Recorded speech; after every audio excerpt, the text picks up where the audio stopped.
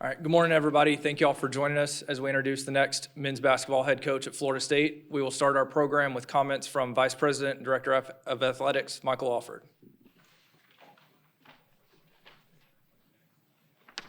Thank you, Derek.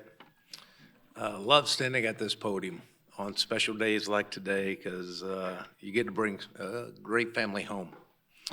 First of all, I want to thank President McCullough for everything he did during this process, Board Chair Peter Collins, and the entire Board of Trustees for their belief, support of our unified vision for our basketball program. Also like to thank Nato Sina, Greg Brown of New Advisory Partners for their expertise in assisting us through this process. Thank Doug Walker, our Deputy Athletic Director, and Cindy Hartman for their assistance in putting up with me throughout this process. I'd like to thank Laura for putting up with me at the house during this process of late night phone conversations, Zooms, walking around, talking to myself, and truly appreciate her. Coach Pat Kennedy, thank you for coming. I'd like to also thank former athletic director David and his wife Mary Colbert. Thank you for your support. And of course, the entire Loucks family, Stevie, Charlie, Colby, Crosby. Nice to have you guys home. Many of y'all know Stevie was quite the swimmer back in the day in the 50, 100, so she's the speedster of the family. So hopefully the girls get that speed, right girls? Mom's quite the athlete. I know it's a special day for Luke and the families today. I want to also start today with a few words about Leonard Hamilton. You know, we've been blessed in our men's basketball program for 23 years to have a man of impeccable character and class. When you look up class and character and integrity, there's always a picture of Leonard Hamilton right there. And we have truly been blessed by the university, what he's meant to this department, that program, more importantly, what his core values are all through this community. And you couldn't ask for a better man to lead this program for 23 years. So I want to thank Leonard Hamilton for all he's done. It's always great to bring home a Seminole family, and there's a few of them in there. But I can tell you through this process, Luke's preparation and really stood out. His passion for Florida State University. Every conversation we had, he just kept bringing it to a different level. And especially when you look at the analytical part of this game, his knowledge of this game, how prepared he was to talk about the future of Florida State basketball, we couldn't ask for someone better to lead this into the next decade plus, right, Luke? We're going to be here a while. But he brings unique qualities to Florida State, and he fits our culture. And that was so important going through this process of identifying someone who not only knew the game, not only had a vision for where we were going to go and go in the future, but also who fit our other head coaches. When you look at our head coaches, we have the very best, and a few of them are here, Coach Jarrett, Coach Poole. We have the best coaches across the country. But more importantly, we have a culture amongst those coaches that is truly special. And that is very important that we found someone who could come in and be a part of that and fit Florida State. And we found him. So with no further ado, I'd like to introduce the next head coach of Florida State University, Luke Loucks.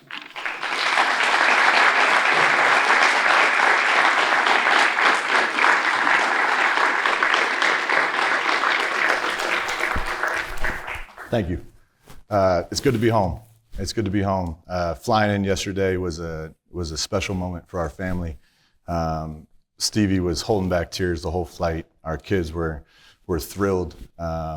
They've been to Tallahassee a few times. We try to visit quite often, but they don't really know what it means to be a part of what we're about to be a part of. Stevie and I do, and we've been very fortunate and blessed to be Florida State athletes in the past, and we are absolutely thrilled to be a part of it now and for the foreseeable future.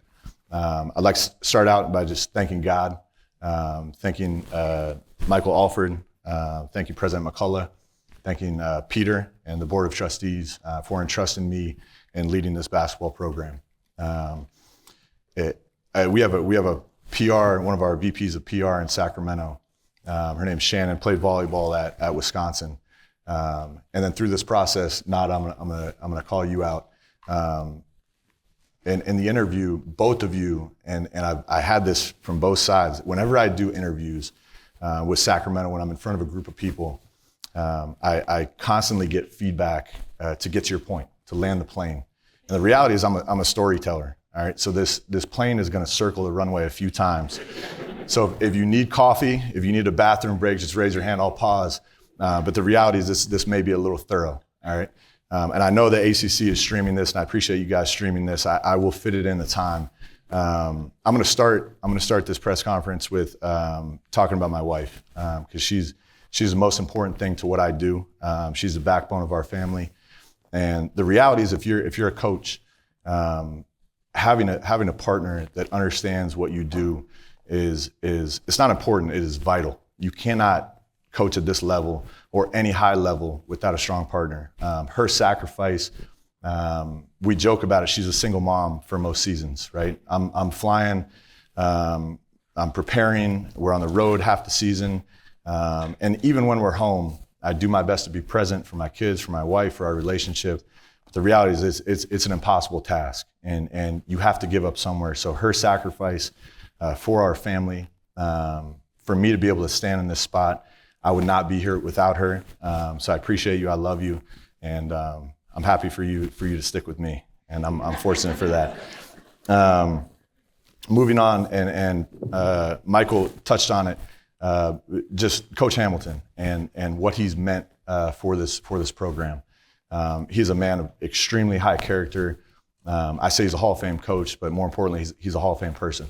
Again, without his mentorship, without his guidance, both playing for him, recruiting me, and then post-playing career, how he's helped me navigate as a professional athlete, transitioning into coaching.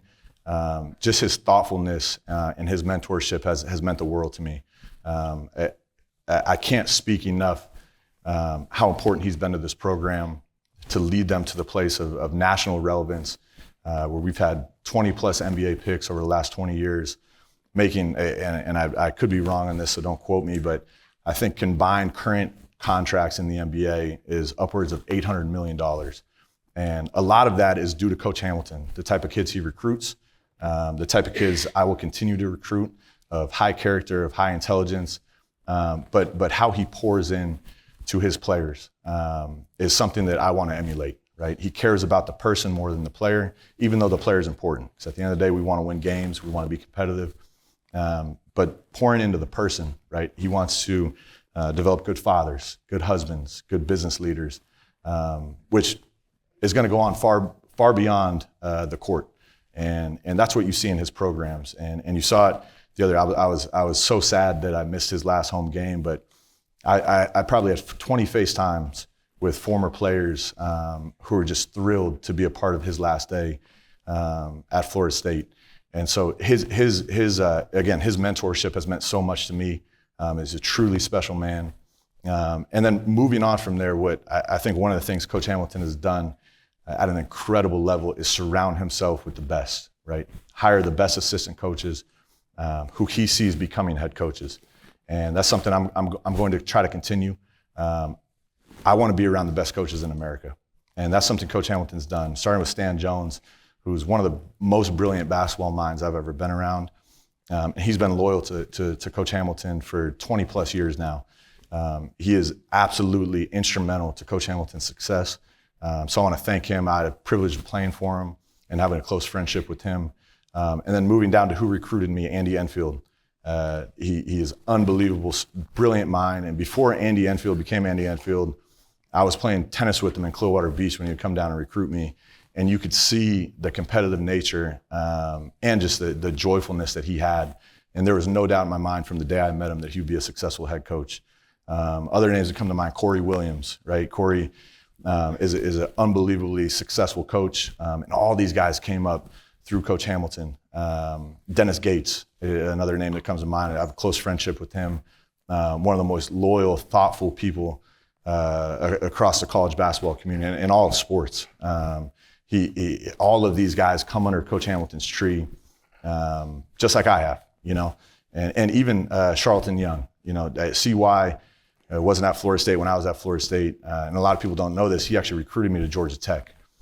So I've known my mother and I went on a visit in Atlanta, and CY picked us up from the airport.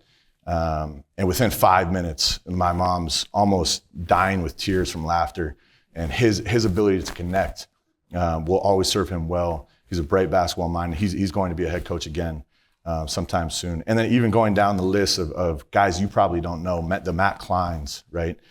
He's an assistant for Dennis Gates at Missouri. Guys that were here with me as student managers and GAs, right? Coach Hamilton has this innate ability to see something in people and produce basically what he became. And it's extraordinary, and I hope to continue that. Couple thank yous really quickly to Sacramento Kings, especially Mike Brown. Mike Brown's one of my mentors, along with Coach Hamilton, and another guy that I would not be standing here if it weren't for Mike Brown's mentorship. He's one of the first people I met in Golden State, far before I got to Sacramento. Mike Brown and Ron Adams, two veteran coaches that did not need to do this, but pulled me under their wing separately and taught me how to coach, taught me how to teach, taught me how to prepare, taught me what's right, what's wrong, how to operate, especially when things get tough. And in this business, a lot of adversity hits, and the way you handle yourself, far more off the court, is oftentimes going to be much more long-lasting than what you ever do on the court. And those two, but especially Mike Brown, his mentorship, giving me opportunity after opportunity, some of which I probably didn't even deserve, but he saw something in me to build me up, and it led me to this point in my career. Another guy in Sacramento who's now the head coach of the Brooklyn Nets, Jordi Fernandez. Myself, Jordi, and Mike all coached the Nigerian team together. In Sacramento, Jordi's mentorship, his friendship, helped me tremendously as I navigated new roles, new positions, new responsibility. He's an absolute tremendous coach. He's going to be an NBA Coach of the Year, and what they're doing in Brooklyn is really special. The Phoenix Suns, James Jones, Monty Williams, who gave me an opportunity to join their team. We had the best record in the NBA that year, a super successful year. It was very short because I left for Sacramento so quickly. But both of those guys have had a huge impact on my life. And then other people in Phoenix I work with, Kevin Young, who's now at BYU, B. Gates in the 76ers, Ryan Resch, and their whole front office was incredible to work with. In Golden State, Steve Kerr, super thankful. Can't put it into words how meaningful it is that he gave me my first opportunity as a coach. And I was a player and I was trying to navigate. I knew I wanted to coach eventually. And he threw an opportunity, created a role for me. And in that role, I was able to learn, I was able to grow, and I was able to learn how to operate. And all of those things have helped me along my journey. But without Steve, I don't know that I ever get started in coaching. So special thank you to Steve Kerr, the Lacob family, Kent and Kirk, who I have a strong friendship with and a close relationship with, and their executive and ownership team. And those years in Golden State were truly special. We had some of the best teams in the history of basketball.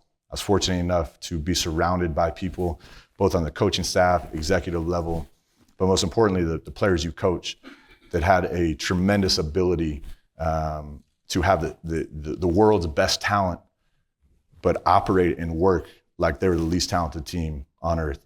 And when that happens, special things happen, and you saw it championship after championship. So for me to work with those guys was truly incredible. One of the last questions in one of the last interviews that Mr. Alford asked me, and surprisingly enough, a few hours later, President McCullough asked me the same question as his final question was why? Why do you want to do this, right? You're on this great path in the NBA. Everyone says you're going to be a head coach eventually, which I'm honored and thrilled that people would say that about me. Why would you want to come back to college? And I gave the same answer, I think, pretty closely, and it's twofold. And number one, there's an emotional connection to Florida State. One of my first memories as a child, I don't know how old I was, I could do the math real quick, but 1993 national championship game.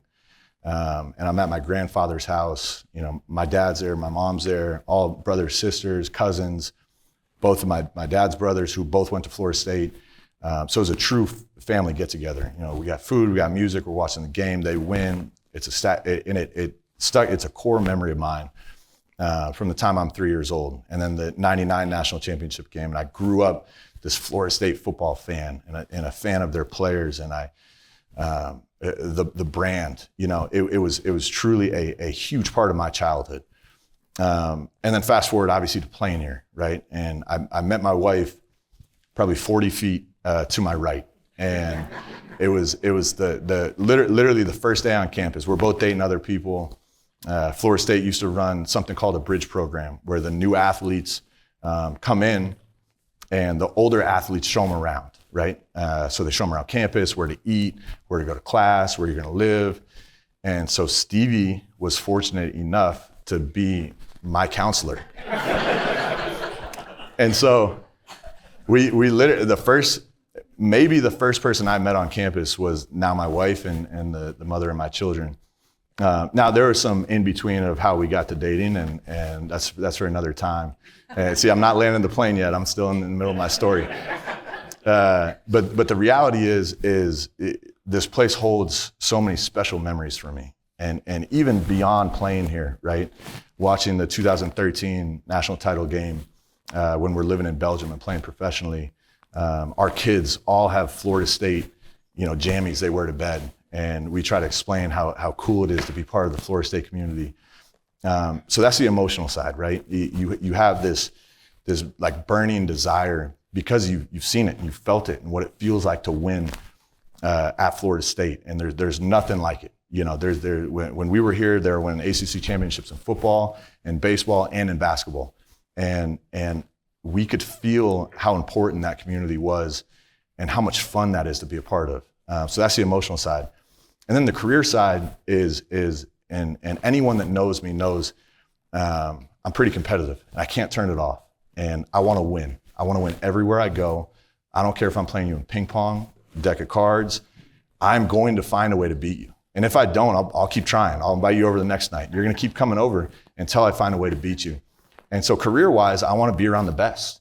And the reality is Florida State in the athletic community is one of the best brands in the world. Again, I've seen what it feels like to win at Florida State, and I want to be a part of that. And I want to lead. And that's totally separate from all the emotional things. If I never played at Florida State, if I grew up a whoever fan, I would still want to come to Florida State and coach because I know this place is special. Moving forward, and I truly believe this, every great coach, no matter what the sport is, has a standard. They have a standard of a way to do things. And mine has evolved. I learned a lot from Steve Kerr. I learned a lot from Mike Brown, from spending some time with Monty Williams. But also my father grew up a football guy. So he would always constantly bring home Tony Dungy quotes and Bill Parcells quotes and Bill Walsh quotes and Belichick quotes. And all of these guys, and especially in our sport, the championship level coaches all have a championship level standard before the results ever come. And that's something that I truly believe in that I'm going to bring to Florida State. My players are going to feel it. My staff's going to feel it. The administration's going to feel it. My standard is very simple. It's 5 things, and I'm going to go through them really quick. So the first one is be on time and be present, right?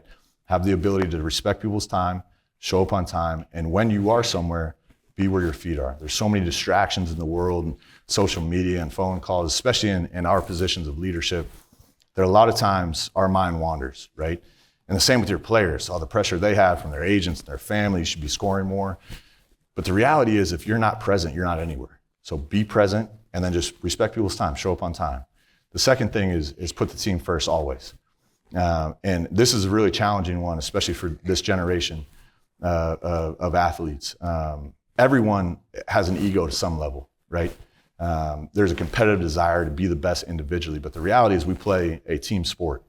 And I tell my guys all the time, if you want to play an individual sport, Go play golf, go play tennis. Great sports, good environment. You can still compete. You don't have to rely on teammates. Go be a swimmer like my wife, right? Just race the person next to you. But the reality is, if you want to succeed with a team sport, you have to sacrifice something for the team. Everyone's not going to score 20 points a game. And you have to constantly remind yourself that I need to help the guy next to me. And if a room full of players does that, special things can happen. So put the team first. Third part, and I've touched on this, and it's probably my favorite of all of my standard, is have a competitive spirit, right? You will not win at a high level if you don't compete. And it has to be a contagious competitive spirit where if anyone does not compete, they stick out like a sore thumb. And to be honest, I'm not going to want to coach those kids. I want the most competitive group of kids in college basketball. And I will be relentless in finding that as I recruit, as I find the portal kids, as I go recruit high school kids, international kids, as I re-recruit my own players with the way the dynamics are. I will find the most competitive group that I can find year in and year out. All right. Number 4 is a Belichick quote, and I know he's our enemy now at North Carolina, but obviously you got to respect what the guy's done in his career, is do your job. Show up and do your job.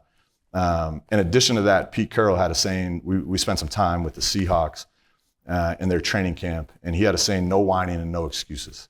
So that's number 4, do your job, no whining, no excuses. Golden State, Draymond Green added some profanities, which I'm not going to get into in this press conference, but in private, I'll fill you in on those. But if you have a group that shows up, they know their role, they know their expectations, they know what their job is, and every single person in the room executes their job, collectively special things can happen.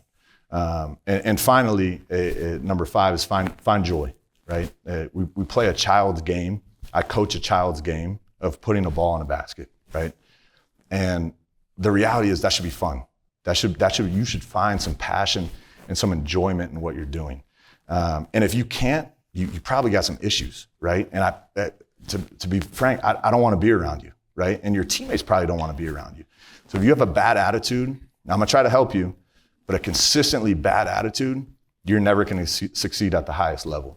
So just from again, land the plane. I know that's a lot, but that is my standard. That's my team's gonna feel. And that has nothing to do with X and O's, with analytics, with style of play. But every time someone walks in our building, I hope they feel those 5 things. Moving on to basketball philosophy, right? And I'm not gonna get too nerdy on you guys, but I'm curious, right? And I think the best coaches in the world have a level of curiosity of finding the best ways to do things and constantly doing that over and over and over again. Because the reality is we all think we got to figure it out. We think we know the best way. The other reality is someone else is finding a better way. And if you don't constantly stay ahead of that, you will get caught and you will get passed.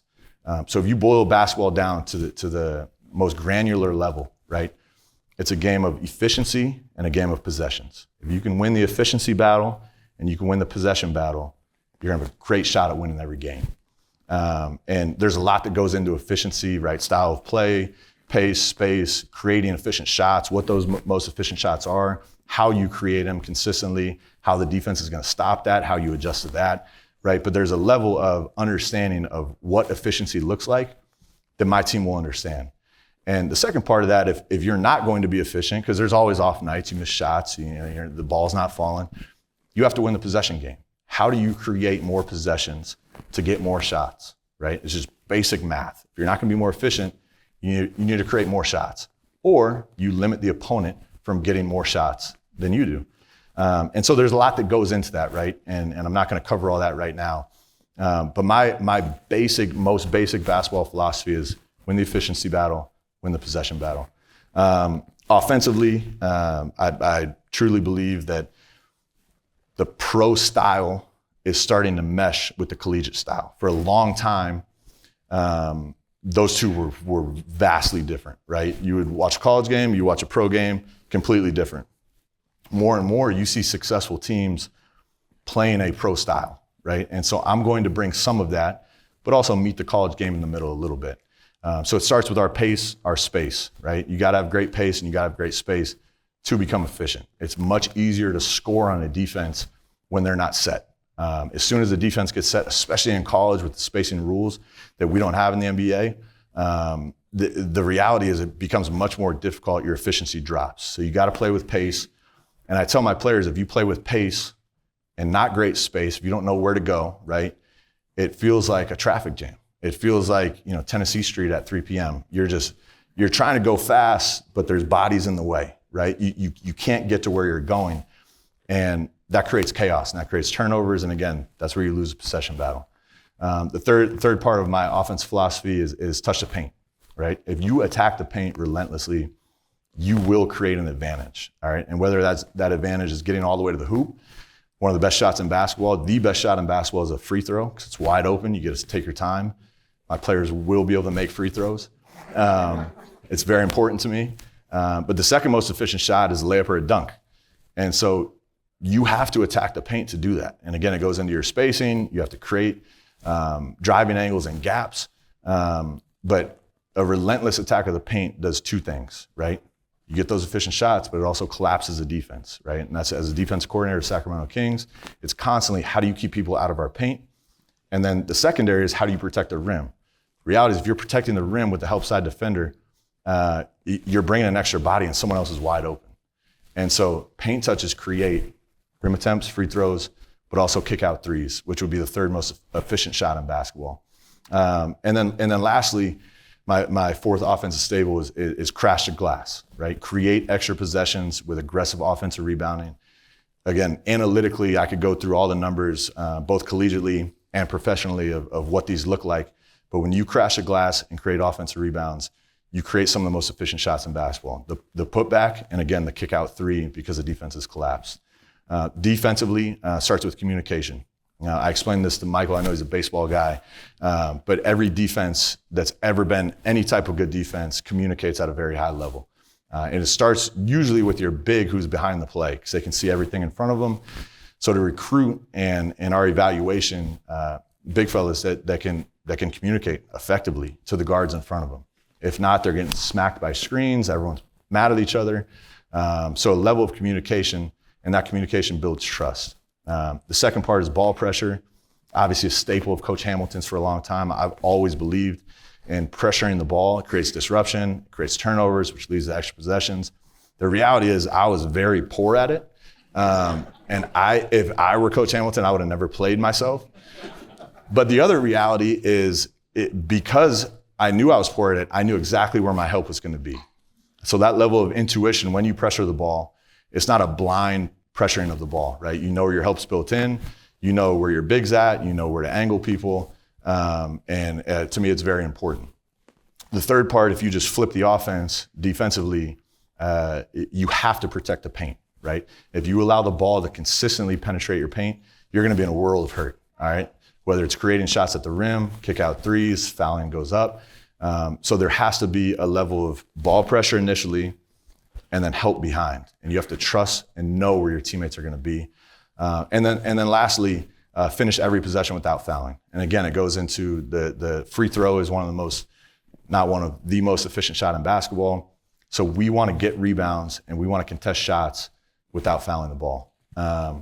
So I know that's long-winded, and I will go into much more detail, and it's something that we've done in Sacramento, something done with the Nigerian team. It's something that I've seen done in Golden State. And I'm going to do this with you guys. I'm going to invite the media to one of our practices before training camp starts, before the preseason starts, to put you guys through a film session and put you guys through some drills.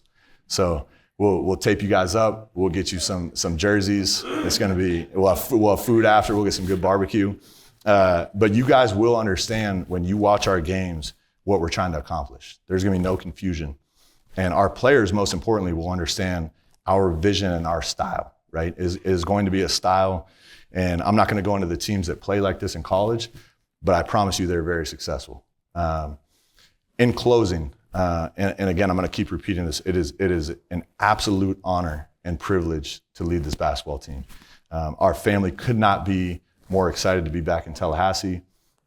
Just being in this room, it brings me back to college of how many times I had to sit in these seats and yawn while someone like me is up here talking. So I appreciate you guys being here. So many familiar faces, and I'm not going to get emotional right now, but it is an absolute honor to be back and lead this team.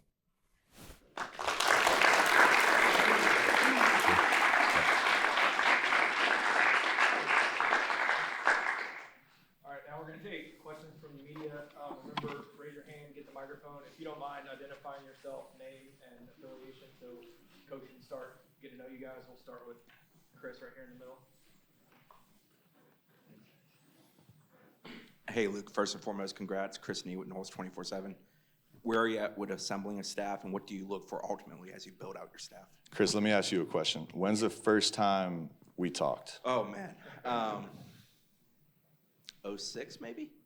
I was 07, six- I right was in that 16. ballpark. Yeah, I I was was- young, and you were too. I would say, no, we were both babies. Yeah. So I appreciate it. I've known you forever.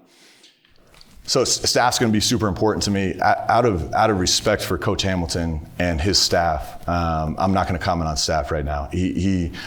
Again, they're on their own journey right now, and it's our job to support that. And they have a big game tomorrow against Syracuse. Myself and Michael are going to fly up, and I'm going to be a fly on the wall, and I'm going to sit in the stands, and I'm going to support Coach Hamilton. The reality is he still has a great coaching staff, and so I'm not going to comment on my staff while their season's still going on. All right, we'll go to Peter on your right. Hey, Luke, Peter Holland, Ties, a Democrat. My question to you is, being surrounded by NBA coaches like Steve Kerr and Mike Brown, and playing for Leonard Hamilton, what attributes that you take from being surrounded by all those coaches, and what's the spin that you bring with your personality? Yeah, great question. Going back even before those coaches, I had a middle school coach in Oak Grove Middle School in Clearwater, Florida, named Jamie Bobby. And Jamie Bobby was one of the most fun and interesting coaches I've ever played for. And maybe it was just because I was young and having fun. I still, to this day, use some drills that Jamie Bobby taught me at Oak Grove Middle. And going on to high school with Jack Coit and John Cabino, one of his assistants. Jack is a Hall of Fame level coach. He's been retired for 10 plus years now. But I've learned so much from those two, even before I played for Coach Hamilton. And the reality is, you could call it fortunate, blessed, lucky, good fortune, however you want to word it. I've been surrounded by great coaches my entire life. And maybe it's just right time, right place. Maybe it's God, maybe it's, whatever you believe in. But the reality is, I've had the experience, even as a player, beyond Coach Hamilton in Europe, Hall of Fame level coaches at every stop, that I was ability as a sponge to just soak up their wisdom and their knowledge. And through that, especially in my coaching career, you figure out really quickly what matters to you. And for every coach is different. Coach Hamilton's much different than Coach Brown. Coach Brown's much different than Steve Kerr, right? Steve Kerr's much different than a coach I played for in Latvia. Right? They all have their qualities of things that you like and you want to replicate when you get in that seat. So through that, and I know I'm getting back to it, through that, they're again, going back to the standard, I feel like every great Hall of Fame level coach has some sort of values or standard that does not bend. It's an everyday thing. And their job, Pat Kelsey actually said it in his opening presser with Louisville last year, and look at the job he's done. A lot of people call us the CEO. And he's like, I label myself as the CRO. And I was like, what are you talking about? And it's the Chief Reminder Officer. And you remind people every single day what your standard is, and you do not bend. And that's something to me that all of the great coaches have. The standard may be a little different. The values may be a little different. But there's an unrelenting ability to get a group of individuals to understand what the vision is, and then go out and execute it every day. All right, we're going to stay right there for the next question. Hey, Coach, Jordan Silversmith, Tomahawk Nation. Welcome back to Tallahassee. Thank you. The last time you were here as a college athlete is not what collegiate athletics looks like today. How do you plan on navigating the new era of the transfer portal and everything else in collegiate athletics and build a sustainable winner here in Tallahassee? Yeah, good question. The reality, and I'm fortunate enough to have a lot of close relationships with a lot of Power 4 head coaches. Basketball is a small world. Doesn't matter what level. Those coaches come to our training camps, learn from us, we learn from them. Everyone's always on the phone. There's a lot of connectivity between our industries. And you're right. College athletics as a whole, and especially basketball, has evolved. It's evolved tremendously, and it's continuing to evolve. Everyone in college, not everyone, but a lot of people say it's the Wild West right now. Like, no one knows what's coming. How do you do it? How do you operate? This is crazy. Players are making more than coaches now. They can transfer whenever they want. That chaos has been my reality, right? My reality as a professional coach and a professional player in Europe is constant roster turnover, constant ego management, constant players. One player is making on a $300 million contract, and the other one's on minimum wage. Minimum wage in the NBA is like 1.2 million, but minimum wage comparatively. And there's egos involved, and right, I'm better than this guy, why am I getting paid less? His contract is more. And then there's coaches, and all these guys are making more than you, right? And then there's egos, and then there's, hey, I want to trade because you guys aren't coaching me this way. You deal with that day. That's a Wednesday for us, right? And so this reality of, collegiate athletics, I don't think it's becoming like the mini NBA. A lot of people, mini pro sports. It's its own entity, right? But there are a lot of similarities and parallels to what our reality has been at the professional level. So I'm very comfortable building those relationships, getting guys to trust you as a coach and as teammates, right? Especially you look at, I think Rick Pitino talked about this, you look at the EuroLeague, and if you get a 2-year contract in the EuroLeague, it's like shocking to people, right? For the most part, you have a couple local guys, and then everyone else on roster is a new player. And coaches got to deal with that constantly, right? That turnover. And that's just something you got to deal with. And now the reality is the quicker you can build those relationships and especially in your evaluation and recruiting, understand what type of guys you want to surround not only the current team with, but your staff with, of do these players fit with what we're about? It narrows your gap of players you got to recruit very quickly, number one. And then number two, there is some synergy, even though the individuals may change, there is some synergy and some characteristics of your team that will remain the same because you're recruiting the same style of kid, right? The hardworking, high IQ, super competitive, chip on their shoulder.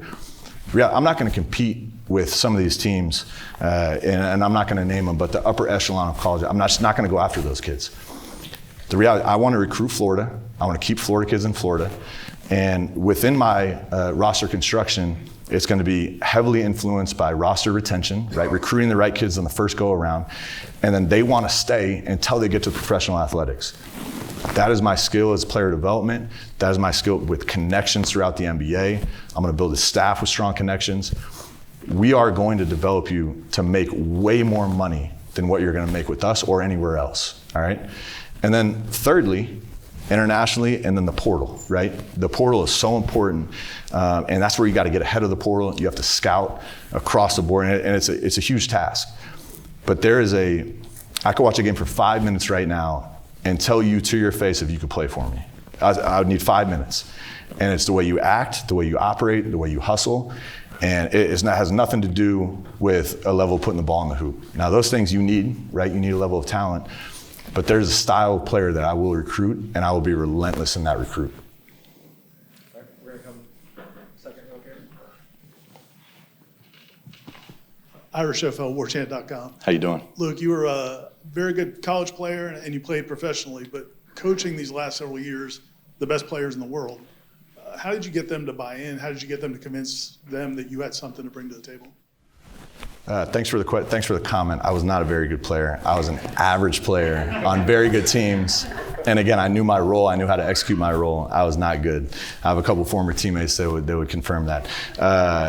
The reality in any part of life, right? Whether you're a coach, whether you're working in a business, running a business, the best way to connect with people, I don't care their circumstances, I don't care if they're dirt poor or the richest person in the room, you have to have a level of relationship building qualities, and you have to find what motivates people, right?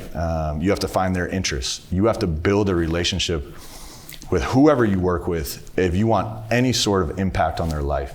And one of the things, again, going back to Ron Adams and Mike Brown, you never want to be friends with your players, but you need them to trust you, right? Or all of your words, all of your teaching, all of your coaching is in one ear and out the other. And it has to be authentic, right? If you don't build authentic relationships, you have no chance at getting through to a kid, especially in those moments of pressure. Games on the line, down 1, 6 seconds left. They're not going to be trusting you, right? You have to build that relationship, and it's got to be a daily commitment to pour into these kids. And in the pros, these adults. And I'll tell you one thing, a player at any level, but especially collegiately, professionally, I'm trying my best not to curse right now, they can read through the crap, right? They know if you're authentic or not. They know if you actually care about them or not.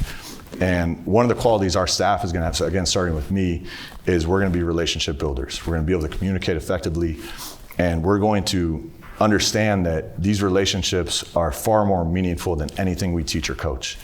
Through that, right, now you have the ability and the connection and that emotional side of what's special about our business. When you do have to get on someone, when you do have to hold them accountable, when you do have to teach them hard and coach them hard and make them run, that comes so much more naturally because they know you care about them. We're gonna go back, fourth row, kind of toward the middle. Hey Luke, Matt Minnick with Tomahawk Nation. How you doing, Matt? Doing well. Happy to see you here. You talked a lot about the metrics, the efficiency. That's exciting news for me. I can't wait to geek out on some of that. There we with you. go. I'm not going to go too far in the weeds right now, but your teams have been gifted with tremendous passing bigs, the Draymond Greens, the Domantas Sabonis guys that really help facilitate the offense. Is that something that when you talk about, the NBA style starting to mesh with the college style, are you going to look for a big who can pass? Yeah, 100%. And like you said, I've been blessed to coach those guys, the Draymond Greens, the Sabonises. And there is basically, it opens up new doors when you have a skilled big. Now, there's different ways of doing it, right? You can have a rim protector, you can have a lob threat that constantly collapses the defense. And with those guys, you just don't play through them as much. With a guy like Sabonis, we love giving him the ball because he makes good decisions and he can read the game and he can manipulate the game. Again, there's different ways of doing it. I would prefer the more skill and the more players I can have on the floor that can read the game, right? And I don't want to call it positionless because I'm going to have positions, but versatility is a good word. But understanding what we're trying to accomplish and understanding how to create, again, I'm going to keep going back to how to create an efficient shot, not only for yourself, but most importantly for your teammate. And whether that's my big, my point guard, my wing, 2, 3, 4, it doesn't matter. I want as many of those guys on the court as possible. And the reality is there's a lot of different style of players. But if you watch college basketball right now, and especially the top level teams, there's a couple of teams that have true bigs that just dominate the paint, right? But a lot of these guys, more and more, like you're saying, and part of it's because of the international game, the way the game's evolved, you have bigs now that can pass, they can shoot, they can dribble, they can get in pick and rolls, they can be the ball handler, the screener. There's a lot of versatility with the way the game's being played these days. But again, I'm going to recruit tough, hard-nosed kids that hopefully have an elite level skill. And when you mesh that together as a puzzle, there's going to be a lot of different puzzle pieces within that. All right, we'll go second row on your left. Luke, great to meet you. Congratulations. Thank you. Liam Rooney from the Tallahassee Democrat. This last month or so for you, I imagine it was a very long, difficult process, but can you kind of peel back the curtain on what this was like, balancing your role in the NBA, interviewing this job, and then also when you kind of finally realized this was coming together and materializing, if you can kind of put into words what that meant to you? Yeah, first and foremost, it was an absolute honor to get the call from Michael and Doug Walker, and who's been incredible through this whole process. I'm truly honored and thrilled to partner with these guys. I think they're about the right things. I think they want to win, and I think their support is going to be instrumental in what we're doing. But the process through that, and through Nada and her group, and Greg and the new search firm, it's been seamless. And a lot of it, Michael starts every interview with, "This is just a conversation." And as you guys get to know me a little more, I like to talk. And so these conversations were very organic, they were natural. Obviously I prepared and put some stuff together of what I believe in. And it was fairly thorough. We didn't get through even half of it, but they had a lot of reading material at home. I gave them homework, which they did a great job with. And even President McCullough, surprisingly, like, they passed the information on to him. And he was geeking out about it. And he's asking me all these analytical questions about paint touches and driving kicks and how the pace works and what these graphs mean. And I'm like, dude, I don't even know you, but this is awesome. You know, if this is who I get to work with, I'm pleased. So the process has been incredible. It's been thoroughly enjoyable. And even if I didn't get the job, right, and I would be disappointed because I really wanted it, even if I didn't get the job, I felt like it made me a better coach, right? It makes you condense all your ideas. It makes you put on paper what you're about. And to me, whether I got the job or not, I really, really enjoyed getting to know these individuals, and it was completely seamless for my family. All right, we're going to come back over to your right, second row. Corey Clark with Warchant. Good to see you. How you doing, Corey? Awesome that you're here, man. Corey, you look good. Hey, thanks, You've buddy. lost some weight, man. I have. Thank you. Thank you for noticing. Been working out. Yeah, I'll give you the 50 Corey. when we're done. There we go. What you talked about, now I want to talk about the staff, and I'm not going to ask you about the staff, Yep. but the job itself, once the fun of being the new Florida State head coach wears off and the excitement of this, you get to work. Like, what does the next week look like for you? The portal, I think, opens up in 2 weeks, maybe. Can you just kind of your time frame, timetable of putting together a roster, putting together a coaching staff, and having to do it very, very quickly? Yeah, great question, and it feels like both with excitement of people you know and the text and the call. I apologize to everyone if I haven't gotten back to you. I will. I promise I will. But it's a lot. It's a lot to deal with, and it's all great stuff. You know, the congratulations. But it's also, like you said, there's time constraints, right? The portal is not waiting for anyone. And there's a reason. I wanted to finish with Sacramento Kings. I think we have a chance to do something really special this year, but the reality was it was impossible, right? It was after conversations with Michael, with the Kings organization, it's like, guys, if I don't get here and get going, I'm gonna pay for it for the next 12 months. And so immediately, right, and I always try to break it up, just the way my brain works, but you kind of segment things, right? You got to think about your staff, you got to start building it, you got to figure out all those aspects, and again, I'm not going to go into detail on that with respect to Coach Hamilton and their staff. You got to think about the current roster, right? You got to think about who you like, who you don't, and I think they have a great team and a lot of pieces that I'm going to consider, but you also have to get to know those kids, right? Their personalities, what they're about, how they work. So getting here and then obviously traveling to ACC and watching them up close will be greatly beneficial for that. And then you got to start getting ahead of the portal. And through this process, you'd be an idiot to not start using your resources at the NBA level, right? We have huge college scouting staffs, and not only with the Sacramento Kings, but relationships you have throughout the league. So as you start watching film of guys that potentially could transfer and potentially could be in the portal, you're connected with the agents. Like I said, the basketball world is small, right? You're connected to all these things. And once people know you're interviewing, now you're getting peppered with, this guy would play for you, this guy's gonna be good, this guy's gonna hit the portal. You have agents, you have other coaches, you have scouts hitting you. So through that, you mesh this huge list and condense it down of like, hey, these are the guys that if they hit the portal, I'm gonna look at. And I'm gonna give a strong look at, and I'm gonna have the staff do intel on, because you have such a small window, right? If you're not, as soon as that portal hits, if you're not 3 days ahead of that, you're in trouble. So the reality is you have all these different things going on.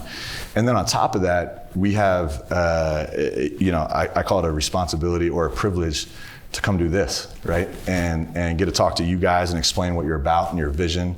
All the while you have 3 kids under 7 that you're trying to be a father to and trying to remind your wife that she still has a husband. So there's a lot on the plate. And I probably slept a combined like 9 hours in the last 3 nights. And Stevie's sitting there like poking me in the middle of the night because I'm texting away on my phone, I'm on my laptop. She's like, just shut it down for an hour. You can't, there's a quote that college coaches use, is we sleep in May. Like this is the time. You operate at full capacity in everything you do. And that's not even hitting half of the other things you got to worry about and deal with. But that's where all my focus is going right now. All right, we'll go back to your left, 4th row. Hey, Luke, Kurt Weiler with the Osceola. Welcome back. Yeah, thank you. Obviously, you stepped into the role as the defensive coordinator for the Kings this year. I guess how much defense does that go back to your time with playing for Leonard Hamilton? Obviously, a big part of his background. And how valuable a resource do you expect him to be as someone you can go to, a unofficial advisor of sorts?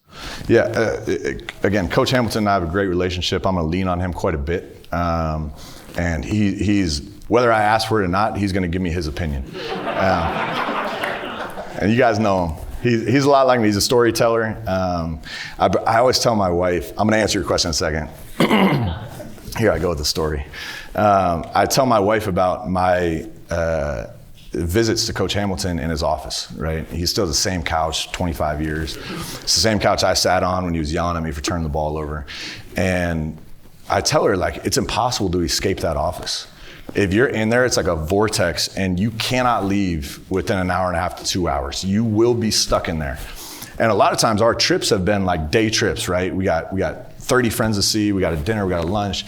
And I'm like, hey, I have to go talk to Coach Hamilton. And she's looking at me like, our whole day's ruined, right? And so within that, I say all this is this past All-Star break, we try to come back every All-Star break and try to come back as much as possible in summertime. Stevie happened to be with me. And I was like, hey, I gotta go say hi to the boss. And she's like, all right, I'll just figure out what I'm gonna do for the next 2 hours. And I was like, no, you're gonna come in. And so she had the privilege of sitting on Coach Ham's secondary chair in his office and listening to us talk back and forth for almost 2 hours. And she looked at me on the way out and she's like, I get it now, right? I understand, like that guy can talk and he's like so full of wisdom. He's great for you, he's smart. I'm gonna be honest, I completely forgot what question you asked, but that was, I was trying to find it there. I almost, defense coordinator, there you go, bingo. Coach Hamilton, Mike Brown, Ron Adams, all these guys that are my mentors, right, are defensive guys, which is hilarious because I'm more of an offensive guy. And maybe that's the reason they liked me, is I would try to pick apart their stuff. They would say, no, that's not going to work against our defense. And it was a constant back and forth. As an offensive guy, your job as a coach is to study defenses, right? Study how they're going to stop you, right? Where are weaknesses that they're going to exploit? And so when Jordy got the job in Brooklyn, he was our defense coordinator, I switched from the offensive side of the ball in Sacramento to the defensive coordinator. And Mike asked me, he's like, I want you to do it because I think it's going to help you when you become a head coach. Are you up to it? I said, up to it, of course. I know everything about every defense. Like, you're my mentor, Coach Hamilton's my mentor, and I know what goes into building a great defense because I've studied this my whole life. So it has been an absolute great experience to be the defensive coordinator. And the reality is, the way our roster was built, and there's no disrespect, it's just the reality, we had a lot of offensive players. And so to find ways creatively to come up with schemes and tactics and to game plan of hey, this is a reality. I got a guy that is an okay defender guarding some of the best offensive players in the world. How do you build around that? How do you protect that guy as a team, as a unit, 5 guys against the ball? So it was instrumental in the way I'm going to coach, and I learned a ton. I made a ton of mistakes. I got chewed out a couple times. I'm a little bit risky at times. I'll swing for things. I'll try crazy stuff that. Sometimes Mike's like, where'd you even come up with this? You know, where did this come? And I'm like, I don't know. I saw this scheme. I'm trying to mesh them, and at times they work great, and at times they don't work at all. But the reality is, going back to a foundation of doing things, offensively, defensively, you have a foundation, what you're about. Doesn't matter who you're playing, doesn't matter where you're playing, doesn't matter if it's the playoffs or a preseason game, there's a foundation. And then the fun and the creativity comes from all the game plan adjustments, all the tactical adjustments, and ways you can exploit your opponent. All right, we're going to do 3 more. Next one will be right here on the front. Luke, Ryan Kelly, WCTV. How you doing, Ryan?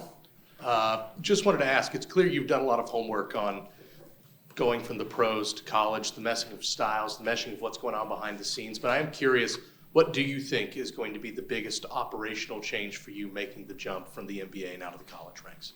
Yeah, it's a great question. And I got into it a little bit. The reality is, in the pros, we have massive amounts of resources, right? Just financially, it's an insane amount of people that get 12 to 15 guys on a court.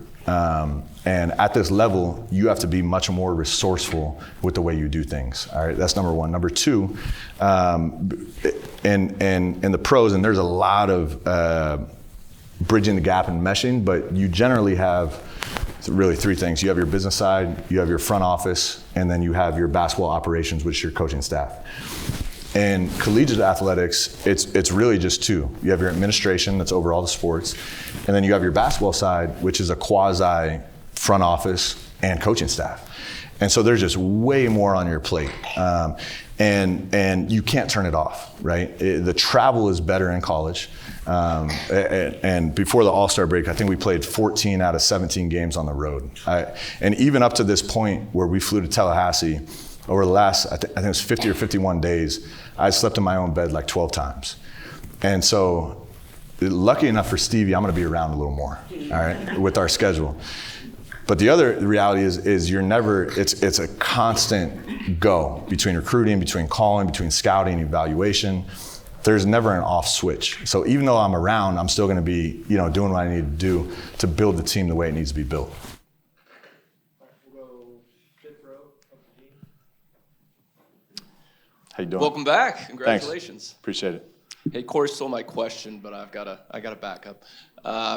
Curious, when did you realize, all the players always want to coach at some point, it seems like, but when did you realize you wanted to coach? And then also, when did you realize you might be pretty good at this? Was it feedback from a player? Did another coach say, hey, you got the chops to do this? Or when did that realization dawn for you? Yeah, the first one, I think I was 8 years old, playing Pee Wee football in Clearwater, Florida. And they give out all the awards, right? And MVP, blah, blah, blah. And I played quarterback growing up in football. And they gave me the coach's award. And I was like, coach's award? I should be the MVP. What are we doing? But the reality, it opened my dad was a coach at a smaller level in high school football growing up. And again, I was just surrounded by people I found fascinating. As a child growing up, reached through my teenage years, I always found that side of preparation and that side of, game planning. I found that fascinating. It's probably why I got to the level I got as a player. Because if any of you have seen me play, I'm probably the slowest player to ever play here, right? I had no athleticism, but I found a way. I found a way to be smart, I found a way to be aggressive, and I found a way to fit in to help the team win. So there's always been an aspect of coaching that I've always really liked, and especially as I got to that point in my professional career where I knew things were wrapping up, I was getting injured, I had spine surgery, I tore my hamstring, there's constant injury. I'm like, my body's done, but my mind's sharp. So let's transition that into something that could be useful and something I'm passionate about. The second part, and I think it goes back to who you surround yourself with. I've been so fortunate to be surrounded by some of the best and brightest minds in basketball. And for whatever reason, they've poured into me and helped me so much along the way. And not always, but maybe once or twice a year, Mike Brown would take me out to eat. And he did the same thing with Jordy Fernandez, who's now the coach in the Brooklyn Nets. And he would tell us, and he'd say, you're going to be a head coach. It's not a matter of if, it's a matter of when. And it's my job, just like Greg Popovich did for me, to help you get there. But more so to help you get there, to prepare you when you get that job. And so in the back of my mind, it always kind of stuck of like, I might have a real shot at this. Now on the flip side, he'd be brutally honest with you. You got to be better at this. You got to do this differently. You got to communicate more effectively. When you stand in front of a group, you have to have a presence. And there was constant feedback, which, again, he didn't have to do this, but he had someone do this for him. And that reality is what got me to this point. If I didn't have a guy like Mike Brown, if I didn't have those mentors, Leonard Hamilton, I wouldn't even sniff this. I would still be doing player development at a low level in the NBA. So those people are the reason I'm standing here right now.